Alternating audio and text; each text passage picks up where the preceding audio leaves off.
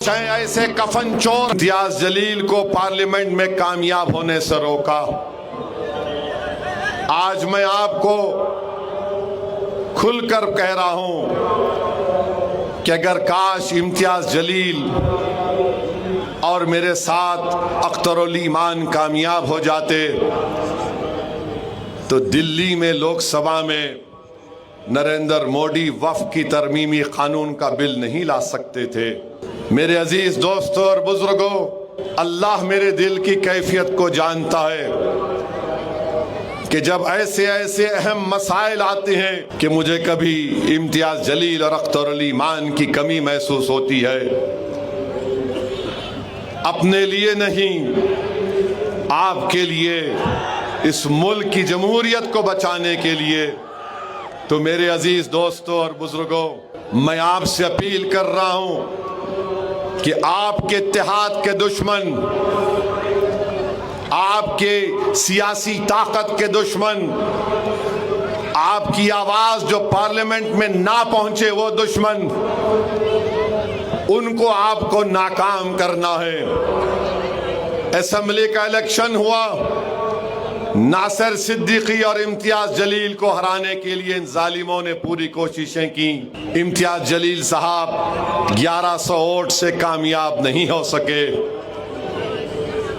कौन कौन कितने वोट लिया आप जानते हैं। आज फिर वही चेहरे हमारे पीठ पर खंजर मारने के लिए, शब खून करने के लिए फिर से मैदान अमल में आए हैं।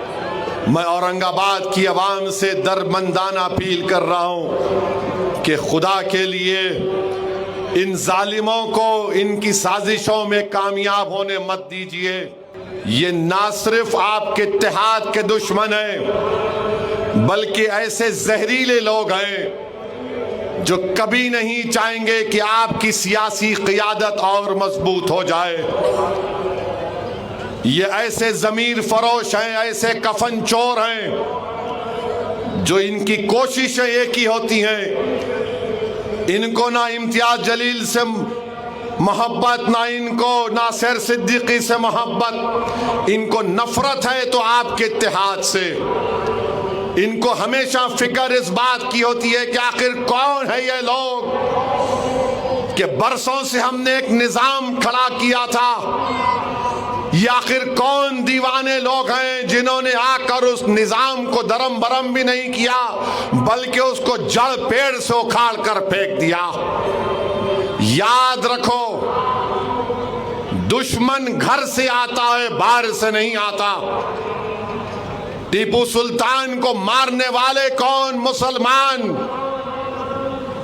सिराजुद्दौला से गद्दारी करने वाले कौन? मुसलमान। नवासे रसूल पर पानी बंद करने वाले, आले रसूल की गर्दन काटने वाले, ये बाहर से नहीं आए थे, ये मुसलमान थे।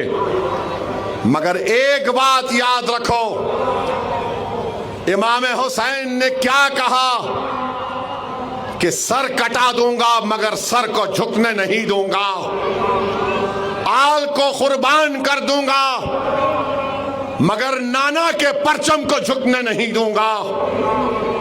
टीपू ने कहा मर जाऊंगा तलवार हाथ में रखकर, मगर इस मुल्क को अंग्रेजों की गुलामी से छुटकारा दिलाऊंगा।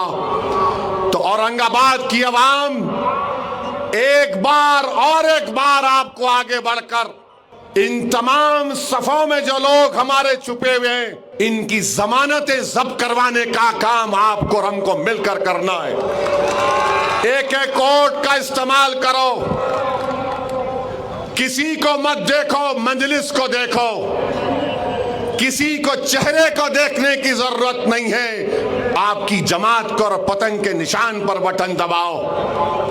याद रखो, जो माहौल, जो सियासत, जो इत्तेहाद आप सब ने मिलकर यहां पर पैदा किया, चाहे बीजेपी हो, चाहे कांग्रेस हो, राष्ट्रवादी हो, चाहे वो शिवसेना के दोनों गुट हो, ये कभी भी नहीं चाहते कि आम खास में ये मंजर इनको बड़ा, इनके सीनों पर आज सांप लौटता है कि कौन है ये लोग जो सिर्फ मोहब्बत की बुनियाद पर दिल में तड़प लेकर अपनी आवाज को सुनने के लिए अपने इत्तेहाद को सारी दुनिया और महाराष्ट्र में पहुंचाने के लिए जमा हो जाते हैं। तुम्हारा यहां पर हजारों की तादाद में जमा होना सबसे ज्यादा तकलीफ इन तमाम लोगों को पहुंचाता है, चाहे दिल्ली में बैठे बादशाह मोदी हो, चाहे फडणवीस हो, शिंदे हो,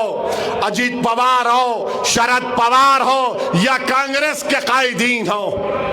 इनको यह पसंद नहीं कि हमको लोगों को पकड़ पकड़ कर पैसे देकर, गाड़ियां देकर बुलाना पड़ता है। या आखिर कौन लोग हैं जो मजलिस का परचम देखकर कहते हैं लब्बैक हम आ रहे हैं अपनी जमात के लिए, किसी इंसान के लिए नहीं, हम अपने कास्ट के लिए आ रहे हैं, हम अपने इत्तेहाद के लिए आ रहे हैं, हम अपनी आवाज को बचाने के लिए आ रहे हैं। मैं सलाम करता हूं आपको, मैं सलाम करता हूं आपके इस जुस्तजू और इत्तेहाद को, मगर इम्तिहान का वक्त 15 तारीख के दिन है।